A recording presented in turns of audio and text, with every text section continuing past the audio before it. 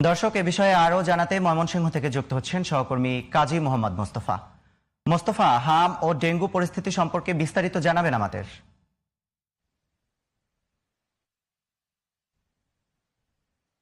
আমার ময়মনসিংহ হাম ডেঙ্গুতে আক্রান্ত। হাম যেন ছাড়ছেই না, আবার নতুন করে ডেকে বসেছে ডেঙ্গু। ডেঙ্গুতে এবছর ডেঙ্গুতে যারা ভর্তি হচ্ছে তারা খোদ ময়মনসিংহ এর লোকজন। গত বছর যে ডেঙ্গুতে ভর্তি হয়েছিল তারা আশেপাশের জেলা থেকে এসেছিল এবং তারা এখানে ভর্তি হয়েছিল।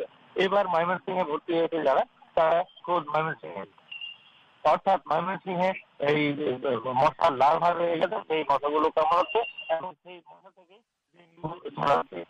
আর এবছর ডেঙ্গুতে প্রাণ গেছে বিভিন্ন সময়। আর কোনো মৃত্যুর খবর নেই।